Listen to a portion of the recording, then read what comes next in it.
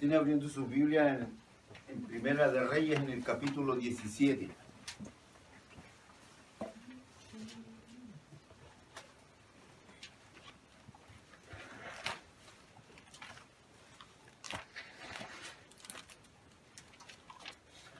Primera de Reyes, capítulo 17. Vamos a leer y vamos a hacer nuestro estudio de hoy del versículo 1 al versículo 14. Y mire el regalo que nos tiene el Señor. La fuente de la fortaleza de Elías. ¿Quién necesita esta mañana ser fortalecido? ¿Cuánto necesitamos de esa fortaleza? ¿Cuánto necesitamos de esa paz? ¿Cuánto necesitamos de ese dominio propio que Dios nos pide y que nos está llevando día a día a que nuestro carácter sea transformado? Primera de Reyes, capítulo 17, versículos del 1 al 14. Después de la muerte de Salomón, ustedes recordarán, el cuadro era bastante sombrío en todo Israel. El reino de Israel se había dividido en dos partes. ¿Ya? La parte sur dominada por Roboam, su hijo, y la parte norte bajo el poder de Jeroboam. Este último, Jeroboam, anhelaba desesperadamente mantener su dominio sobre su pueblo. Pero a su vez él temía perder si ellos continuaban yendo 2 o 3 veces por año allá al lugar donde se había designado que tenían que ir a adorar a Dios. Por lo tanto, Jeroboam decidió establecer la adoración a Jehová en su propio dominio. ¿Cuántas veces tú y yo hemos querido hacer las cosas a nuestra manera? Dios no está diciendo háganlo así. No, Señor, pero me es más cómodo acá. Vayan para... No, Señor, mira, yo sé lo que hago, Señor. Muchas veces actuamos de esta manera, de esta misma manera. Entonces este joven decidió que la adoración de Jehová tenía que ser ahí mismo. ¿Qué hizo? Dice la palabra que erigió 2 templos. Uno en Dan, en el extremo norte, y otro en Betel, en el extremo sur. Y en cada uno de estos lugares levantó becerros de oro. Pregunto, esta mañana, ¿hay algún becerro de oro en tu corazón?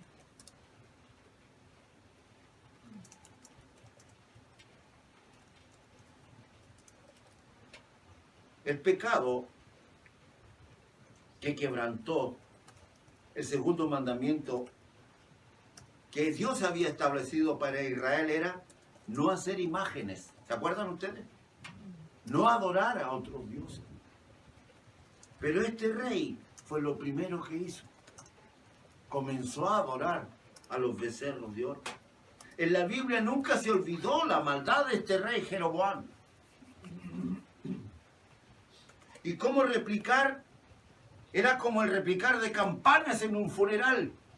Porque este hombre tenía claro los mandamientos de Dios. Sin embargo, Jeroboam, hijo de Nabat, él, dice la Biblia, hizo pecar a Israel. Por eso que nosotros tenemos mucho cuidado con lo que decimos. Muchas veces somos culpables de decir cosas que luego van a afectar a otras personas.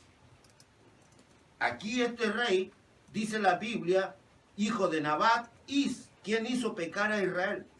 Y después de muchas revoluciones y después de mucho derramamiento de sangre, el reino pasó a las manos de un aventurero militar llamado Omri. ¿Se acuerdan quién fue Omri? Omri fue hijo de otro rey que se llamaba Acab. Para que vayan más o menos interiorizándose en el tema, ¿ya? Omri, hijo de este hombre llamado Acab, de quien se dijo que hizo lo malo ante los ojos de Jehová, escuche bien, más que todos los que reinaron antes que él. O sea, en vez de ir mejorando la situación, fue empeorando. Cuando la joven, bella, Jezabel, ¿ha oído ese nombre? Esta era la esposa de Acab. Acab fue un hombre débil. Fue un instrumento de esta mujer astuta y de esta mujer inescrupulosa y cruel. Cuando la joven y bella Jezabel salió a Tiro para convertirse en la consorte del rey de Israel, todos lo vieron a ellos como una pareja espléndida. Lucían bien, se veían bien. En ese tiempo la ciudad de Tiro gozaba de un tremendo prestigio. Era la reina de los mares. Ella tenía un comercio exterior tremendamente por todas partes. Estaba en el cenit de su gloria.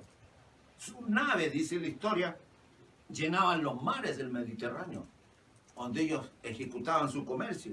Y eran suficientemente fuertes como para hacer temblar inclusive a los romanos. Tremendo era esto. Pero como muchas espléndidas parejas, Acab y Jezabel estuvieron llenos de desdichas y de desastres. Jezabel fue urgida vehementemente por los sacerdotes a hacer cuanto le fuera posible para introducir en Israel todos los ritos que traían ellos de sus generaciones, de su forma de vida. Y lo primero que hizo fue erigir un templo a Astarte en la vecindad de Jezreel. Escuche bien, y ella tuvo a su cargo a 450 profetas. ¿Ya? Y ella los mantenía. Esta mujer tenía dinero, tenía posición, y con eso mantenía a 450 hombres. Los vestía, les daba de comer, les daba todas sus necesidades. Una mujer. Pues luego Acab y su mujer construyeron un templo a Baal en Samaria, la capital del reino, con capacidad para una gran multitud de adoradores. Les hago este recuento antes de entrar al tema para que nos vayamos imaginando la situación en la que se encontraba este hombre, de quien vamos a hablar hoy día, Elías. ¿Ya? Posteriormente levantaron altares, templos por todas partes del país en honor a estas falsas deidades, mientras los altares de Jehová eran destruidos, eran echados abajo. ¿Se fijan? Y los profetas de Dios, dice la Biblia, fueron apedreados, fueron partidos por la mitad con serruchos, dice la Biblia que fueron aserreados, puestos a prueba, perseguidos, muertos a filo de espada, anduvieron de allá para acá, su ropa era de pieles de ovejas y de cabras, pobres, maltratados, angustiados. Esa era la situación de los profetas de Dios. Esa era la situación de aquellos que predicaban la palabra de Dios en esos tiempos y en medio de esa nación totalmente corrompida. Hoy día vemos a nuestros profetas, hoy día vemos a nuestros apóstoles con feroces autos, con feroces pintas. No tienen ni idea de lo que sufrieron esta gente. Y por eso que hablan de prosperidad y por eso que hablan de todas estas cosas que no son lo que la Biblia nos enseña.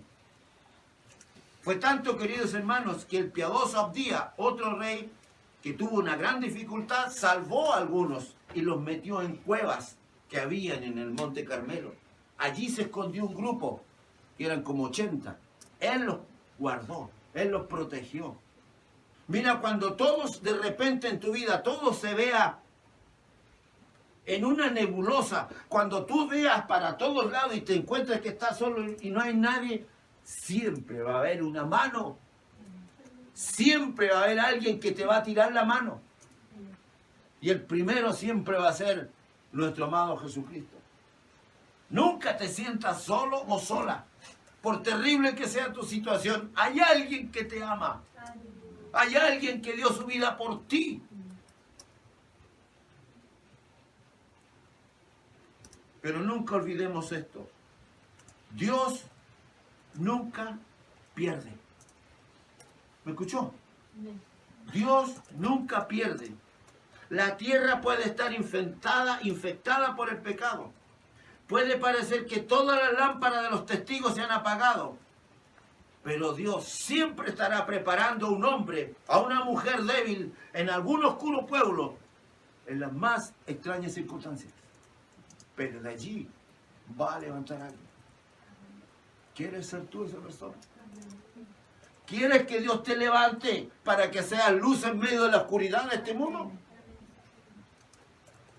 En el momento de mayor necesidad, lo enviará como respuesta al clamor de tu corazón. Cuando en Jeremías dice, clama a mí, ¿qué es lo que es clamor? ¿Qué entiende usted por clamar? No es pedir. El clamor sale desde acá adentro, de esa necesidad que tú quieres. Cuando tú quieres pedir justicia, clama por justicia y se va a hacer justicia.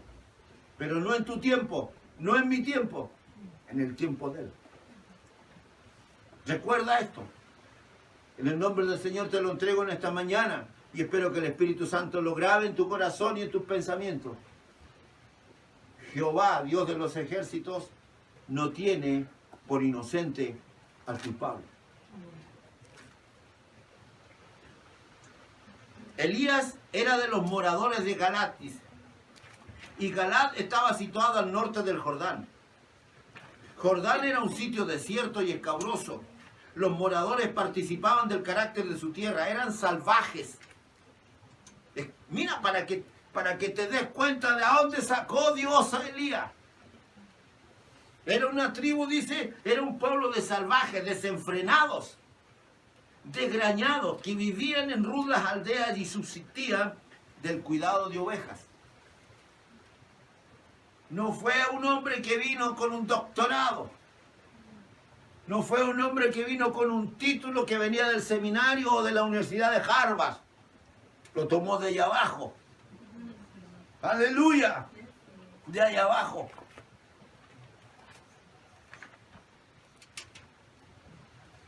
La niñez de Elías fue como la de los más jóvenes de su tiempo. Trabajó con mucha dureza como pastor de aquellas desoladas ovejas y en aquellas desoladas montañas. Cuando llegó a ser un hombre, yo no sé si usted ha oído hablar de esto de Elías, su erguida figura, su apariencia, era un hombre alto, era un hombre grande, fornido. ¿Usted conoce a Schwarzenegger? Algo así, de acuerdo a la historia, lo que relata Josefo, era un hombre maceteado, fornido. Pero su ropa era de cuero de camello. ¿Ah? Su contextura fornida lo distinguieron sobre los otros moradores. ¿Por qué fue que se destacó Saúl del resto? Porque Saúl también era alto y era maceteado. Y dicen que era hermoso. ¿Le cuento algo? Ustedes también son hermosos. No estoy mintiendo. Porque Dios lo hizo a su imagen y semejanza. ¡Aleluya! ¿Se fija? Y a medida que crecía este joven, crecía con él una intensa piedad. ¿Y qué es lo que dijo Elías? Dice que él sentía un vivo celo por Jehová de los ejércitos. ¿Qué es lo que es el celo? ¿Qué entiende usted por celo? El celo de Jehová me consumía, dice. No es el celo que nosotros los seres humanos de pronto tenemos por nuestra compañera o nuestro compañero. Porque ese es un celo equivocado. ¿Entiende? Cuando los mensajeros, uno tras otro, le decían a Elías que Jezabel había destruido los altares, que había asesinado a sus profetas, que los había reemplazado por otros ritos impíos, dice que sintió un vivo celo por Jehová de los ejércitos. Pero, ¿qué podía hacer él? ¿Qué podía hacer un muchacho indómito del desierto sin ninguna instrucción? Solo podía hacer una cosa. Y solo tú y yo solo podemos hacer esta misma cosa que hizo él. Dobló sus rodillas y clamó. Nosotros somos testigos de lo que está pasando en el mundo. Somos testigos de cómo están muriendo hermanos cristianos degollados porque las otras personas son de otras ideas. Y lo transmiten en la tele y lo transmiten a través de las diferentes redes sociales cómo le están cortando el cogote a 30 y a 40 hermanos cristianos. Eso es lo que estamos viviendo, hermanos. Eso es lo que se está viviendo en el mundo. Nosotros aquí estamos todavía en jijijiji, jajajaja, jojojojo. Pero en otros lugares, la gente, los hermanos cristianos están perdiendo sus vidas. Elías lo hizo, dice. Oró fervientemente, de acuerdo a lo que nos relata Santiago 5:17. Y en su oración, al parecer, fue guiado hacia una denuncia que años antes la había hecho Moisés al pueblo. Si ustedes se van allá, léanlo en casa, lo que dice, por ejemplo, Deuteronomio capítulo 11, versículo 17, allí sale claramente que no podían levantarse falsas imágenes, no se podían adorar a otros dioses. Entonces dice que él se dedicó a orar para que aquella terrible amenaza se cumpliera al pie de la letra. Y oró, dice Santiago 5:17, fervientemente para que no lloviese, y no llovió sobre la tierra por 3 años y 6 meses. Imagínense usted que hoy día uno de ustedes dice en el nombre del Señor, se para de llover, y se para de llover. ¿Qué pasaría? ¿Cuánta fe había en ese hombre? ¿Cuánta fe? Que Dios no pudo negarse a responder la oración. No va a llover durante 3 años y medio, y no llovió durante 3 años y medio. ¿Por qué? Porque su oración fue ferviente. Su oración no fue para él. Su oración era porque estaban haciendo daño a Dios a través de adoración a otros seres que ellos se habían imaginado. Entonces, mientras Elías oraba, llegó a su mente la convicción de que ocurriría tal como él había orado.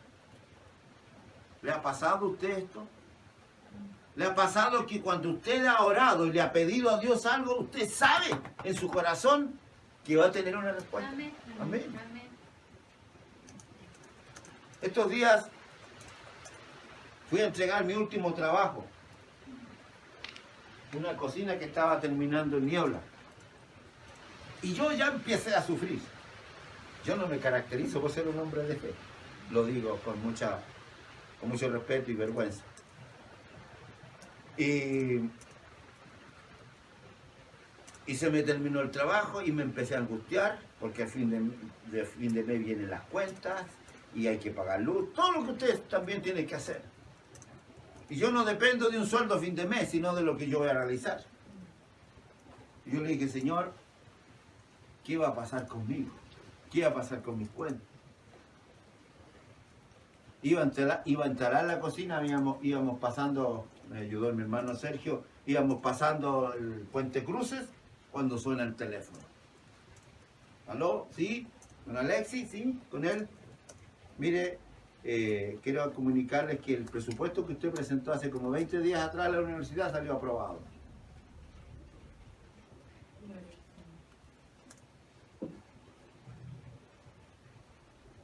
Jamás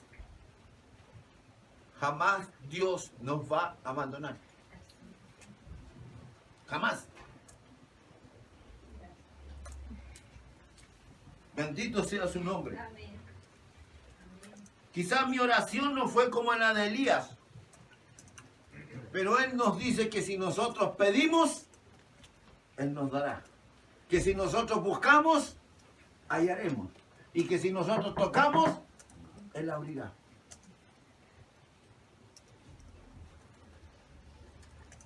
Mientras Elías oraba, entonces llegó a su mente esta convicción de que le iba a ocurrir lo que él había pedido. Y sobre todo, que la sequía se debió a esa oración de fe que Elías levantó.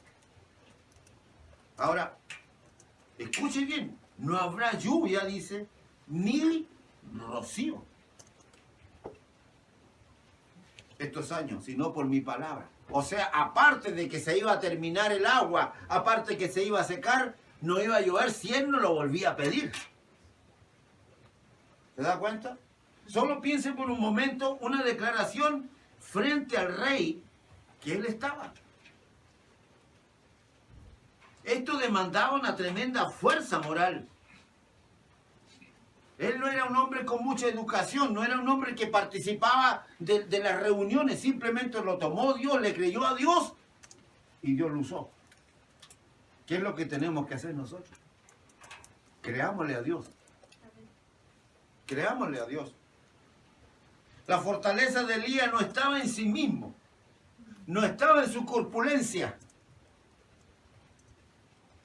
Él era, no olvidemos, de una extracción humilde. Pero cuando a través del fracaso de su fe fue separado de su fuente de fortaleza, él mostró más cobardía. Recuerden ustedes que él quiso morir.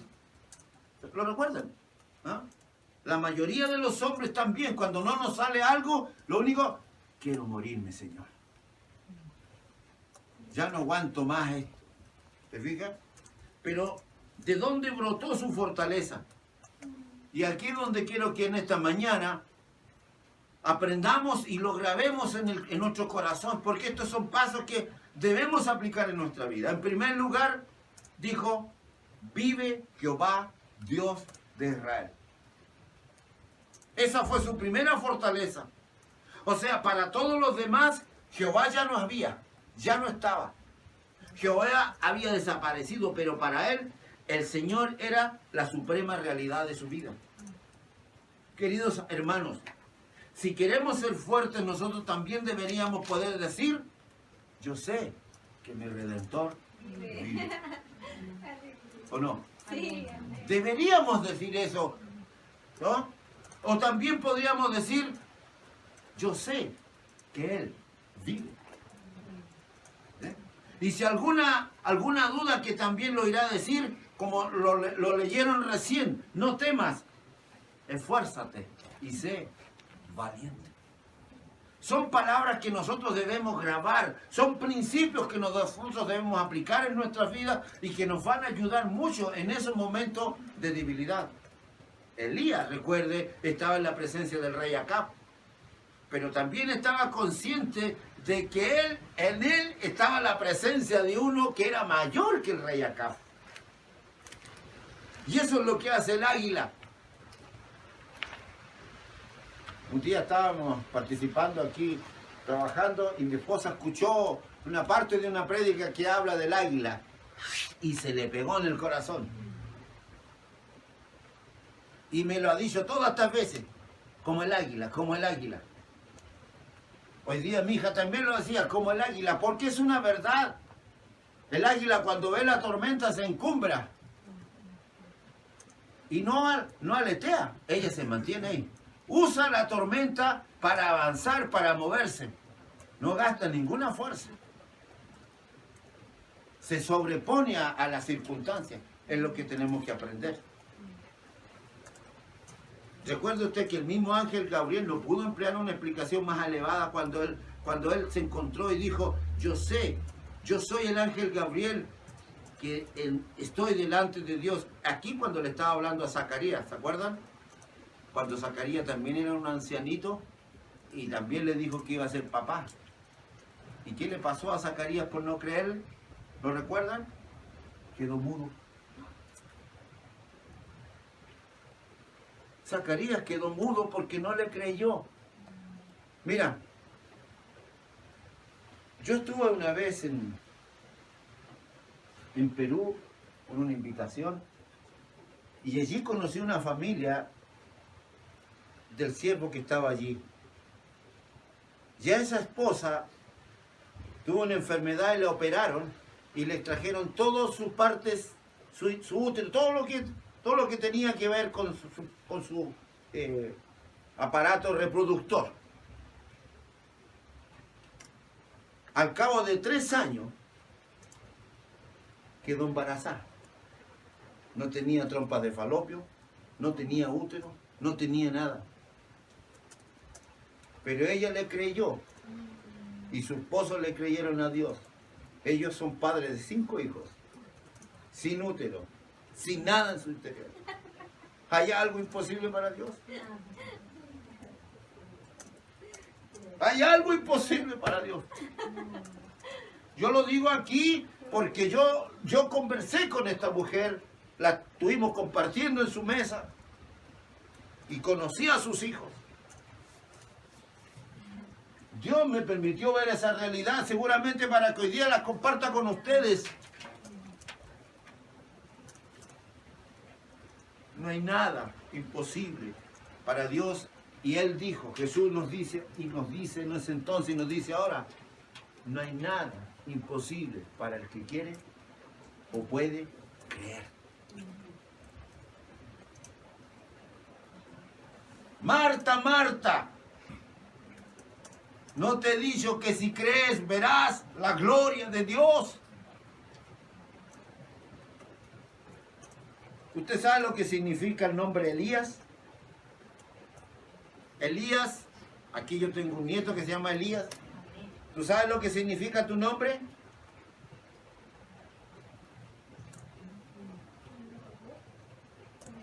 Caminando con Dios, puede ser, pero la realidad es Jehová es mi Dios. Eso significa Elías. Y también otra traducción es Jehová es mi fortaleza. Así que tú a Elías vas a ser la fortaleza de la familia. Amén. ¿Ya? Ahora, esto nos da la clave de Elías, de su vida. Porque aquí hay una tremenda revelación que nos ofrece la Biblia y Dios a través de este hombre. Si usted se da cuenta que esto se cumplirá en cada uno de nosotros, ponga mucha atención. Esto que acabo de decir, Jehová es mi fortaleza, Jehová es mi Dios, se debe cumplir en tu vida y en mi vida. Él debe ser tu fortaleza, Él debe ser mi fortaleza. Lo era en Elías. Y debe ser en cada uno de nosotros. Porque no hay imposible para Dios. Amén. Ahora, Elías es mandado a un arroyo. No olvidemos que este hombre tenía pasiones semejantes a las tuyas y a las mías. Era débil, donde nosotros somos débiles. Fallaba, donde nosotros fallamos. Pero este hombre se levantó solo contra su pueblo. Solo. ¿Se fija? Detuvo la marejada de la idolatría y del pecado e hizo que la nación volviera a Dios. Pero este hombre, ¿quién hizo todo a través de este hombre? Fue Dios. Y Dios quiere hacer lo mismo contigo, en tu familia. A lo mejor en tu familia no hay nadie más convertido, pero Dios te quiere usar a ti.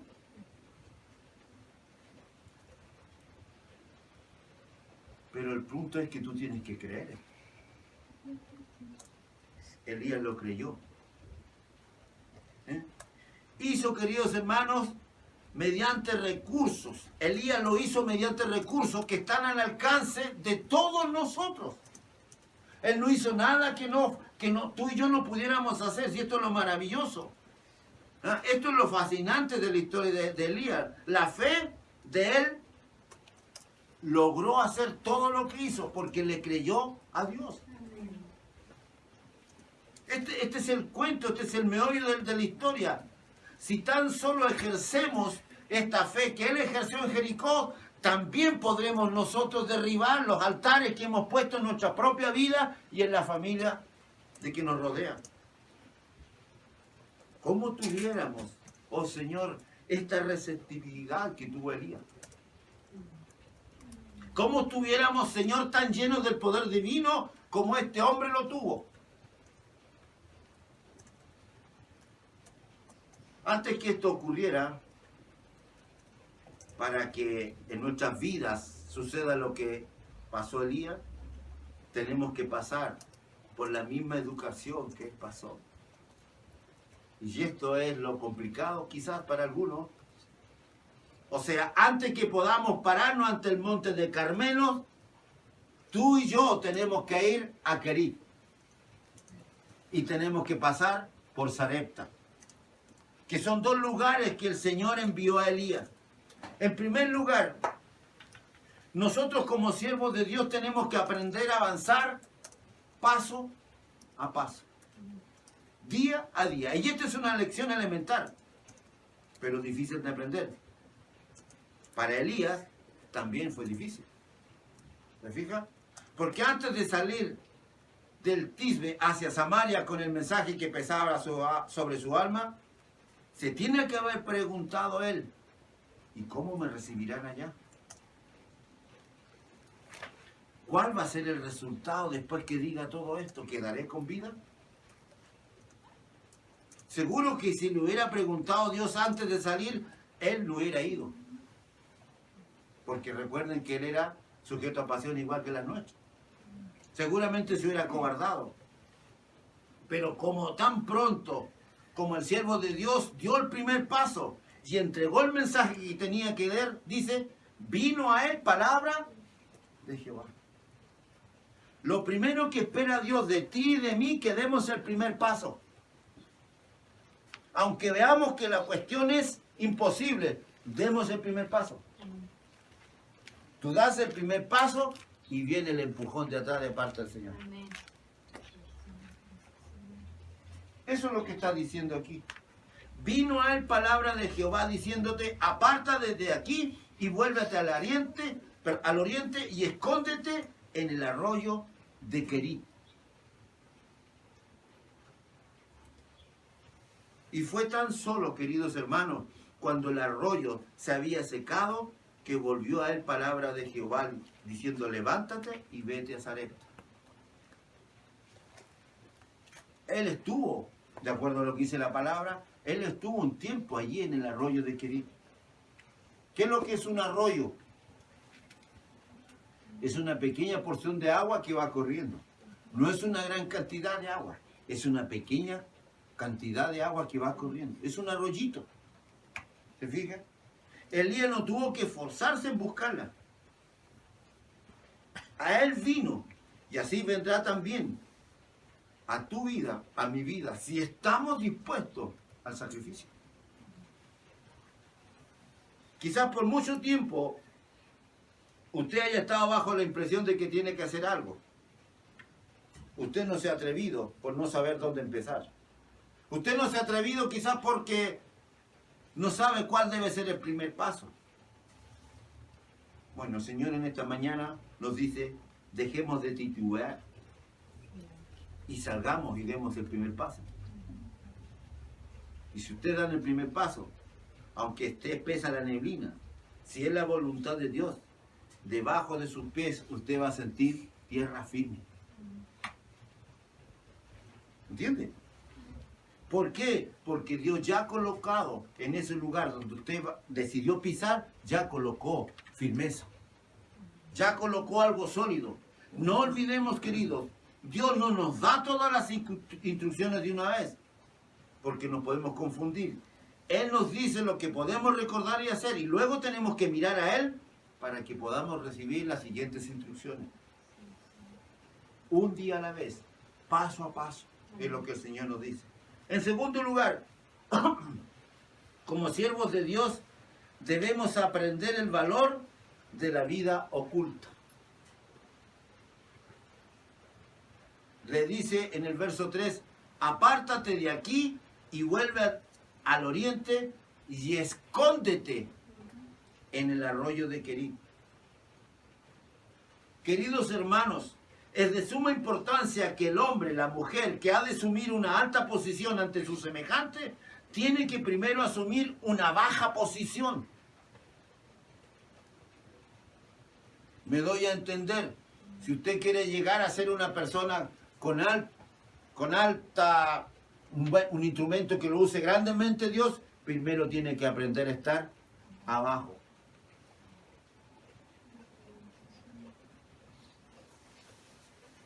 Usted, Dios no lo va a tomar y lo va a usar al tiro tremendamente si primero usted no aprendió a someterse.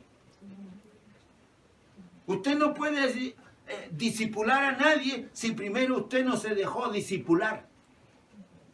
Por muy inteligente que sea, por mucha capacidad que tenga, siempre va a jugar en contra suya el que usted no aprendió a someterse.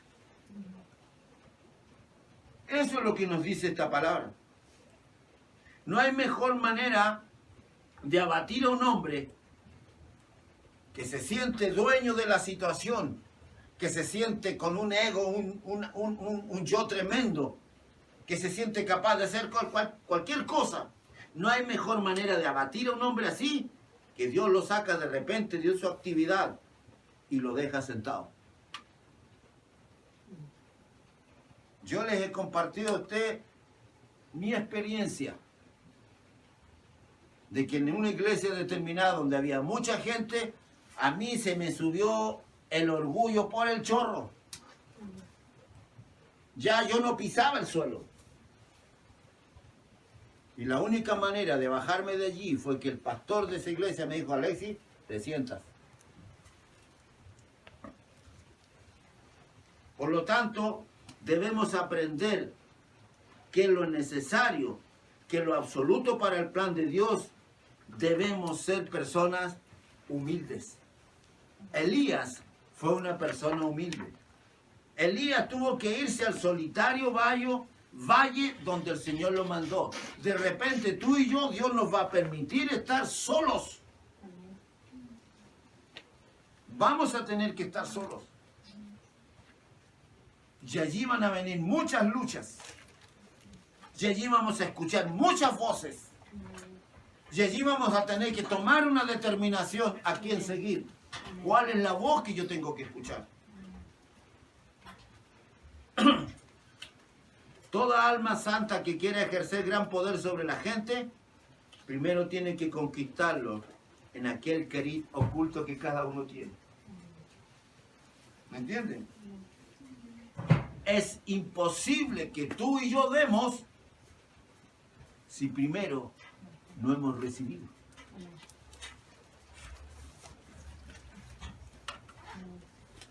No olvide, nuestro amado Señor Jesucristo encontró su querid en Nazaret. Encontró su querid en el desierto de Judea. Y no solo allí, lo hizo también en medio de los olivos de Betania y en las soledades de Gadará. Tengamos muy en cuenta, queridos, este principio. Ninguno de nosotros puede descartar un querid donde podamos probar la dulzura y absorber el poder de una vida escondida con Cristo. Y en Cristo mediante el poder del Espíritu Santo. Es necesario que estemos tiempo, que pasemos tiempo a solas con Él. Tercer lugar, los siervos de Dios tenemos que aprender a confiar en Él absolutamente. Al principio obedecemos muy tímidamente, pero cuando descubrimos que Dios es aún mejor que su palabra, nos damos cuenta y nuestra fe crece extraordinariamente. Y así podemos avanzar a mayores hazañas. Esta fue la clave de la experiencia de Elías. ¿Sabe? Les voy a compartir un testimonio. Ustedes conocen al hermano Leonardo Briones. El Señor lo tuvo aquí un mes, más de un mes predicando a él. Y hace 2 años atrás, 2 años y medio atrás, él hizo unas inversiones no rectas y Dios le quitó todo. Perdió todo lo que tenía. Uno de sus negocios, su vehículo hermoso que tenía, perdió la felicidad. Fue un sufrimiento tremendo. Pero a su vez Dios le dijo: yo te voy a quitar todo esto porque obraste mal. Hiciste las cosas mal. Pero yo te lo voy a devolver. El día miércoles o el jueves, el miércoles me toca la puerta y lo cuento para la gloria de Dios. Me toca la puerta, le voy a abrir y llorando y riéndose me dice: hermano Alexis, aquí está la respuesta de Dios. Con un furgón, un jeep, ¿cuál es la marca? Esta es la I, está, ¿ah? Un Hyundai 4x4 que se lo pudo comprar. El color, Dios le dijo el color, Dios le dijo dónde estaba, porque hacía como una semana que no podía encontrar, le dijo cuánto era la cuota que tenía que pagar, y las cuotas que iba a pagar más adelante. Todo lo sabía, todo se lo dijo la persona donde lo fue a comprar. ¡Aleluya! Por eso les comparto esto, porque él nunca dudó. Y él soportó esos 2 años y medio. Hermano, le vino una cosa tras otra, una cosa tras otra, una cosa tras otra. Y por eso me atrevo a decirlo en estos momentos en el nombre de Jesús. A este matrimonio que hoy día nos acompaña aquí, a Claudio y a Valeria. Que Dios les va a bendecir grandemente. Que Dios les va a bendecir. Ustedes no, hoy día a lo mejor no ven las cosas así, pero en el futuro, mientras se sostengan en Dios y mientras se amen ustedes, Dios les va a bendecir. Yo no tengo duda alguna de eso. No tengo duda alguna de eso. Sí, Señor. Amén. Bendito sea el nombre de Jehová. Amén. Por eso cuento la historia de este hermano, porque nos conocemos hace tantos años y él ha pasado por situaciones y yo igual. Vamos a pasar por momentos difíciles. Nos vamos a caer, queridos. Vamos a fallar. 70 veces cae el justo. 70 veces lo levantará Jehová. Aleluya. Entonces, no tenemos que dudar de estas lecciones que hoy día hemos estado aprendiendo a través de la vida de Elías. Ahora, a lo mejor a usted le parece extraño que este hombre Elías fuera enviado a un arroyo que por supuesto estaría sometido a la sequía que cualquier otro, porque si no iba a llover también se iba a secar el arroyo. ¿Se fija? Qué contrario a la naturaleza suponer que los cuervos que se alimentan con carroña, Dios lo iba a usar para alimentar a este hombre. Ponga mucha atención, son detalles que a lo mejor no nos miramos. Un cuervo, ¿qué come un cuervo? Carroña. Y si otro cuervo va, ¿qué va a hacer? Se van a agarrar los dos para pelear. Pero Dios hizo que ese cuervo sacara comida y le llevara a este hombre allá. A lo mejor en tu vida de repente va a llegar un cuervo y te va a dar de comer a ti. No sé de qué se estarán acordando con el cuervo ustedes, pero algo bueno es. Pasa en la vida, querido. Esto sucede en nuestras vidas. Y qué improbable es también que él pudiera permanecer oculto de la búsqueda de los guardas de Jezabel. Recuerden que Jezabel tenía un ejército y iba y los mandó a investigar hasta encontrar a Elías. Entonces él tenía muchas dudas, tenía miedo que lo encontraran. ¿Por qué? Imagínense, ¿quién envió a los cuervos? Dice la Biblia en el verso 4, he mandado a los cuervos que te den allí de comer. Ponga mucha atención donde dice que te den allí. No donde yo quiero. No me voy a ir donde mi comadre mejor porque ya me van a atender bien. No me voy a ir donde mi papito todavía me quiere. No, allí, donde Dios nos dice, allí. Ándate al arroyo de Querit, corre poca agua, pero ándate allí. Dios no lo iba a mandar, no le iba a mandar los cuervos si se iba donde su pariente o su amigo más cercano. Dios le mandó los cuervos al arroyo de Querit. Elías pudo haber elegido cualquier otro lugar, pero Dios le dijo allí, en Querit. Este, queridos hermanos, era el único lugar, escúchenme bien, al cual los cuervos le iban a llevar la comida. ¿Me comprende? Si él se hubiera ido a otro lugar, los cuervos no los iban a alimentar. Porque los cuervos habían recibido la orden que fuera allí. Cuando Dios nos dice, yo te quiero ahí, ahí te quiero. Te guste o no, allí te quiero. Aleluya. No me gusta el predicador, pero yo te mandé allí. No me gusta esa niña Pero yo te la estoy dando. Ella está ungida. Ella va a ser tu compañera, ella va a ser tu esposa. Sí, pero escoja, no importa, yo te la estoy dando. Nosotros siempre miramos al exterior. Nosotros siempre miramos el envoltorio. Pero Dios mira el corazón. Amén. Y eso es lo que Dios quiere para nosotros. Eso es lo que Dios quiere para nosotros. De esa forma, Dios obrará un milagro directo en tu vida, en tu familia, en tu negocio, en lo que sea, si nosotros somos obedientes y estamos donde Él quiere que estemos. Te pregunto en esta mañana a ti, no lo respondas sino para ti mismo. ¿Estás donde Dios quiere que estés?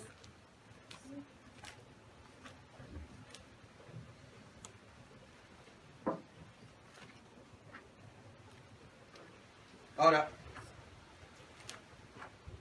si fuera necesario corroborar lo que Dios nos está pidiendo de pronto, Dios lo va a hacer. Dios te va a enviar un instrumento. Dios va a enviar una persona, pero no la que tú estás esperando. Dios va a tomar cualquier instrumento. Imagínate aquí que está usando los cuervos. De repente va a ser una persona del mundo que a lo mejor no tiene ni idea de Dios y te va a decir unas cosas que te van a dejar marcando ocupado.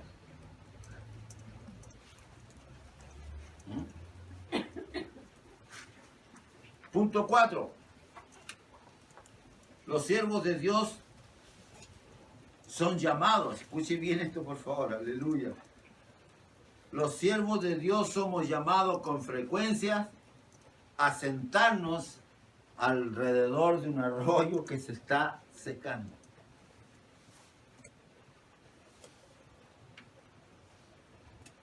Escuche lo que dice el verso 7. Pasado algunos días, se secó el arroyo porque no había llovido sobre la tierra. ¿Qué pensaría Elías en ese momento? Habrá dicho, ¿y para qué me mandó Dios aquí a tomar agua si ahora el arroyo se secó? ¿Ah? ¿Y para qué Dios me puso a esta persona al lado si miren lo único que hace es molestarme?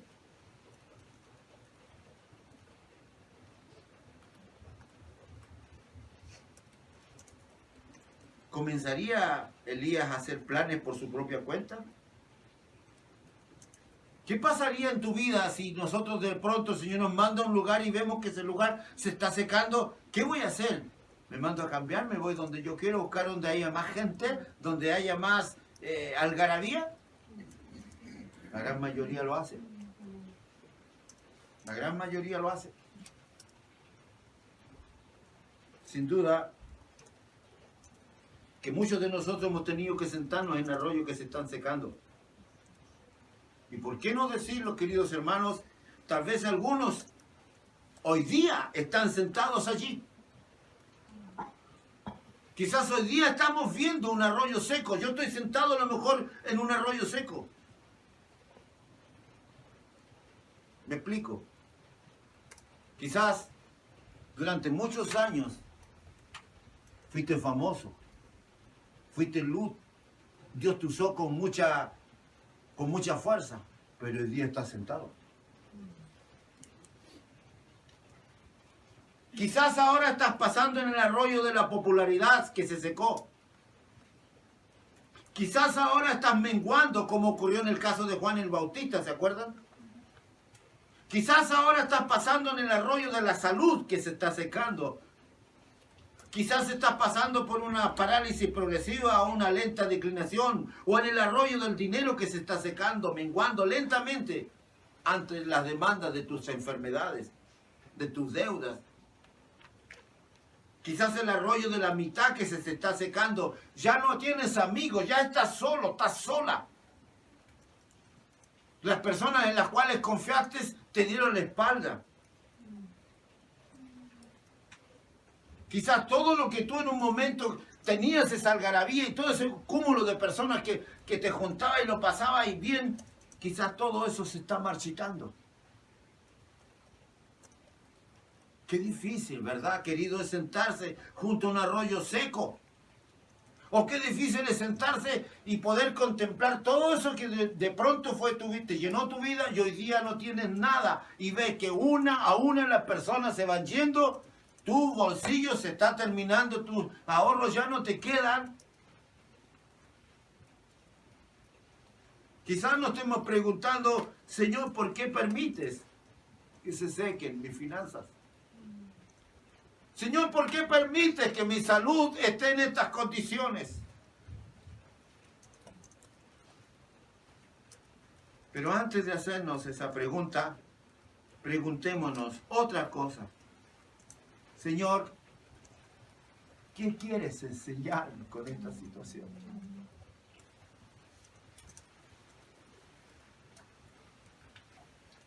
Lo que Él quiere enseñarte a ti y a mí en esta mañana es que dejemos de confiar en los dones que nos dan. Que dejemos de confiar en nuestro respaldo económico. Que dejemos de confiar en mi intelecto, en mi sabiduría.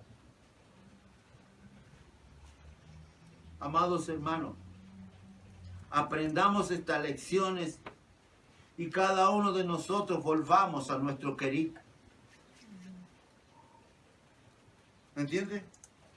Nuestro querido va a fallar, pero nuestro Salvador no va a fallar. ¿Me entiendes? Toda la suficiencia reside en Él. Hoy día somos testigos de la maravillosa experiencia de muchos seres humanos que disfrutan cuando a través de un trasplante de órganos pueden continuar con su vida. Somos testigos que hay una lista tremenda de otras personas que están pidiendo un trasplante de corazón, de riñón.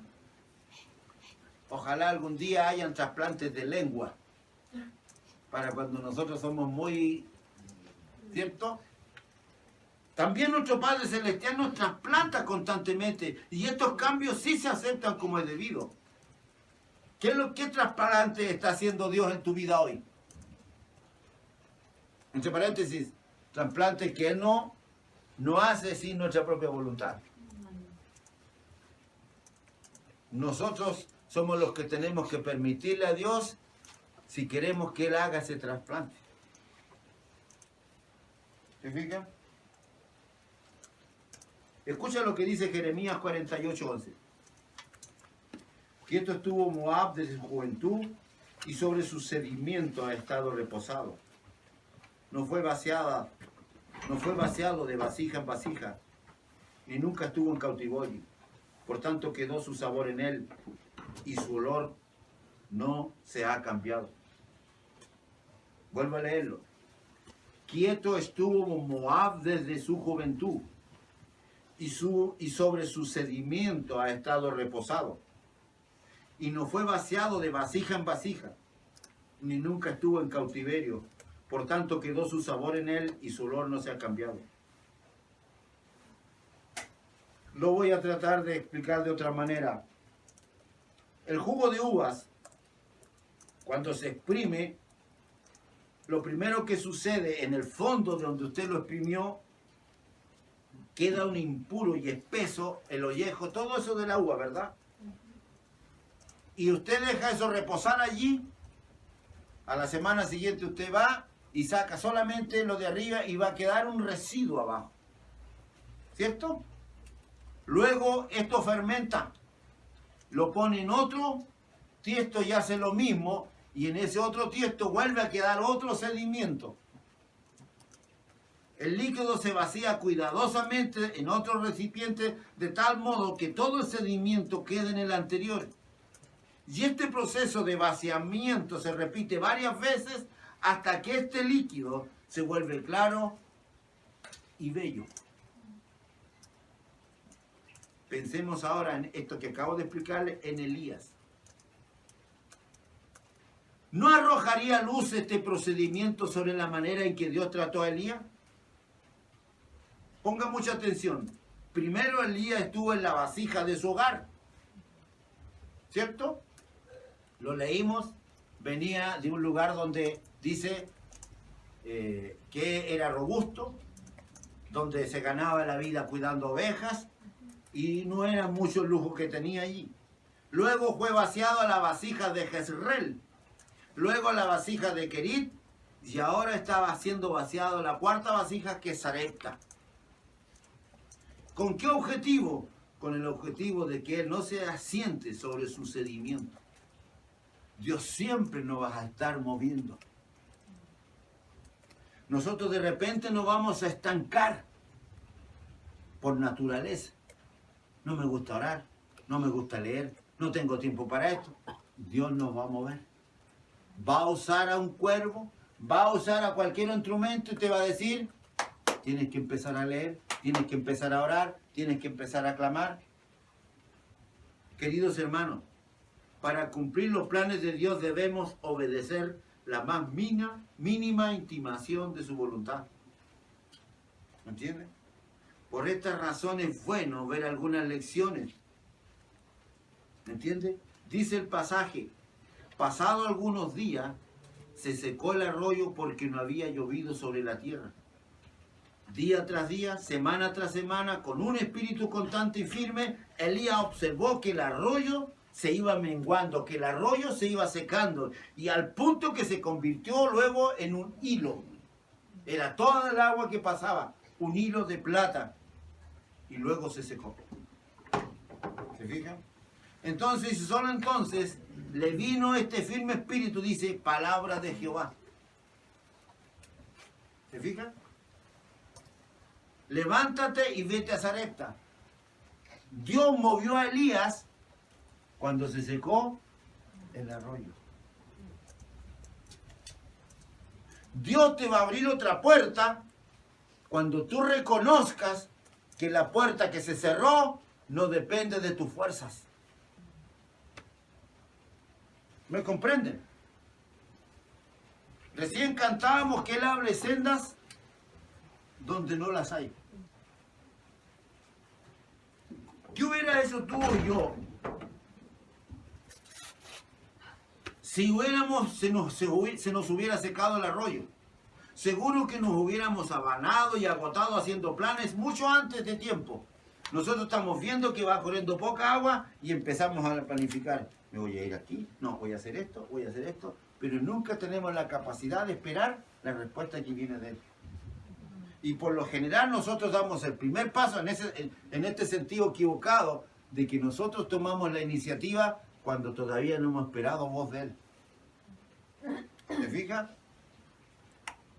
El Señor a menudo nos saca del problema por cuanto su misericordia permanece para siempre, pero nos saca del problema porque nosotros mismos nos metimos en ese problema. ¿Se fija? Entonces quiera Dios que nos conformemos con esperar hasta que Él nos manifieste su plan. Amén. En segundo lugar, los planes de Dios exigen obediencia implícita. Dice el verso 10, entonces Él se levantó y se fue a Sarepta. Esto lo hizo como antes lo había ido a Kerit y como pronto iría a presentarse acá. Amados hermanos, son muchas las vidas cristianas que le viene un mandamiento claro e inequívoco a salir de donde estamos. Tenemos que salir de algún Kerit, amado. Tenemos que salir de aquello que de repente nos tiene tan sujetos, tan amarrados, que nos impide que podamos desarrollar lo que Dios quiere en nosotros. ¿Se fija? No nos gusta salir de pronto de ahí. Debemos de decir algo. Debemos dar un paso. Debemos abandonar algún hábito. Y nos cuesta. Nos cuesta mucho. Y generalmente lo rehuimos por el costo. Porque nos parece demasiado grande. No tengo fuerza, no tengo tiempo. Ahora, en tercer lugar, la obediencia implícita nos lleva algunas veces a un horno de fundición. Sarepta, ¿sabe lo que significa Sarepta? Sarepta significa horno de fundición. Mire para dónde va mandando Dios a Elías. ¿Ya? Y estaba fuera de la tierra de Canaán. Pertenecían a la tierra donde Jezabel había traído su tribu impía. O sea, estaba sufriendo de la maldición de la terrible sequía, al igual que Canaán. Ahora, piense un poquito. Dios le dice que vaya allá, y para llegar allá, Elías tenía que caminar 160 kilómetros. En un desierto. ¿Ah? A través del corazón de una tierra seca, árida. Y lo peor aún, donde el nombre del profeta y los profetas eran detestados, eran odiados. Sin duda esto era un horno, ¿se da cuenta? Sin duda esto era un horno de fundición para purificar todo posible orgullo que a Elías todavía le quedaba. Dios nos va a llevar a eso. Dios nos va a llevar de un lugar a otro lugar hasta vencer nuestro orgullo.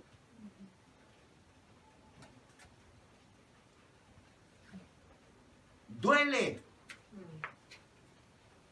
Duele cuando te tienen que sentar. Duele cuando te cierran una puerta donde tú siempre tenías acceso. Y a uno le cuesta aprender eso. Mi confianza siempre decía, yo tengo trabajo en la Universidad San Sebastián. Claudio me ayudó 2 años a trabajar aquí en eso. No me faltó la pega durante 6 o 7 años. Los elogios iban y la pega venía y yo agarré confianza. La universidad, Señor, tú me abriste esa puerta y yo confío en la universidad. Fue tanto mi convicción de creer que la universidad era la que me daba el trabajo, que un día el Señor me cerró la puerta. ¿Ah? Y no me dieron más trabajo.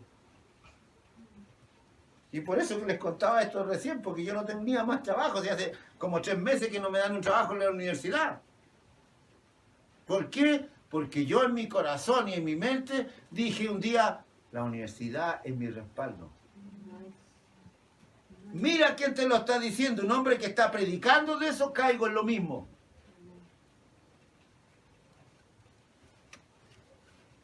Nosotros nos cuesta aprender, hermano. Por eso que el Señor nos da una y otra y otra y otra lección. Y así va a ser siempre. Ahora, le pidió a quién, escucha bien por favor, ya voy a terminar. Le pidió a la mujer que le diera un poco de agua, dice. ¿Ah? Le pidió a la mujer que le diera un poco de agua. Al parecer, había en ella cierto conocimiento de las palabras del Señor cuando ella dijo, yo he dado orden allí a una mujer viuda que te sustente. Porque a ella no le sorprendió la petición que le hizo Elías. Aquella era una petición modesta, pero tuvo la virtud de liberar la silenciosa agonía del alma de ella. Ahora mira, este tremendo siervo de Dios, este tremendo hombre de Dios, primero fue alimentado por los cuervos y ahora era alimentado por una viuda, que era la última comida que tenía. ¿Ah?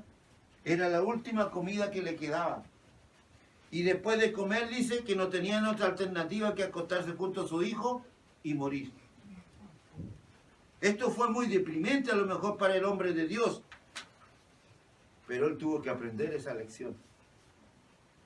Cuarta y última lección. Cuando Dios pone a sus hijos en el horno, Él provee todo lo que necesitan.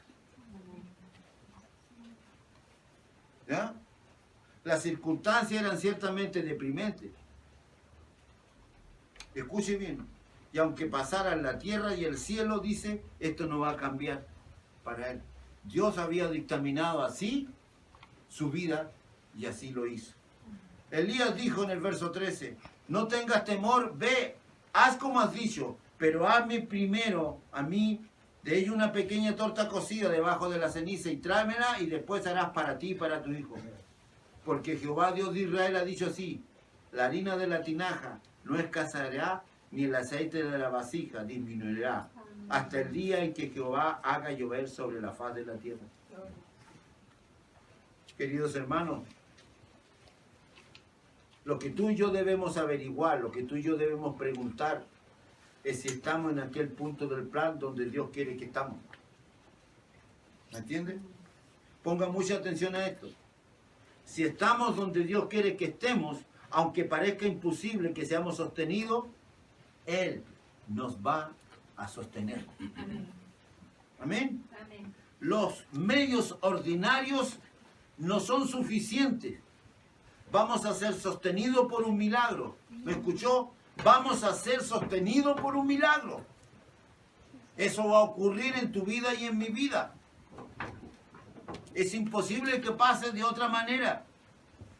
¿Cuándo le vino la abundancia a esta viuda? ¿Se dio cuenta? ¿Cuándo le vino la abundancia a esta mujer que estaba preparando su última porción de harina y su último aceite? ¿Cuándo le vino la abundancia a ella?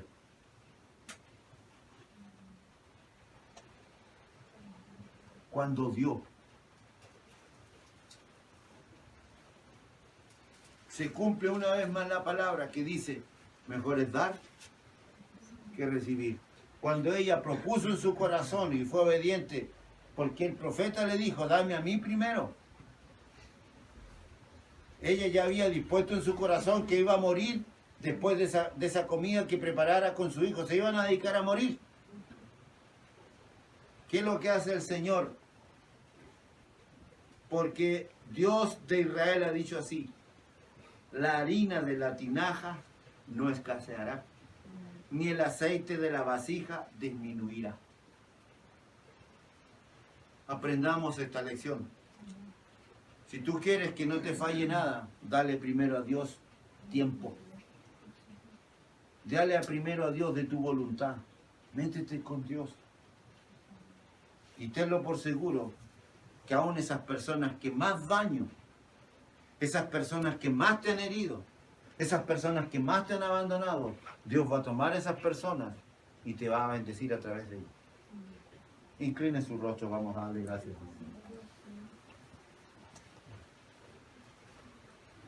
Señor, en el nombre de tu Hijo amado te damos gracias por tu palabra. Ha sido entregada y a través del Espíritu Santo, Señor, fortalece nuestros corazones. Que a través de estas lecciones que aprendemos de Elías, podamos también nosotros estar más preparados para lo que viene adelante. Que podamos aprender a vivir un día a la vez y que podamos aprender a dar un paso a la vez. Porque cuando tratamos de saltarnos al tercer o cuarto paso es donde nos caemos, donde nos resbalamos, donde fallamos. Señor, que tu palabra sea derramada y sembrada en los corazones de cada quienes hemos llegado hasta aquí hoy día. Gracias por ella, fortalécenos, Señor. Danos tu capacidad, Dios mío, de absorber esto. Y por seco que esté el arroyo, por poca comida que se vea donde nos van a tender la mano, multiplica, Señor, nuestros ingresos. Multiplica, Señor, la fuente que tú has dado para que podamos subsistir. En el nombre de Jesús te bendecimos, te alabamos, Señor, te damos muchas gracias por tu amor y tu grandeza. Por Jesucristo nuestro Señor. Amén y amén. Que Dios les bendiga, bendiga su palabra en ustedes. Hermana Carola.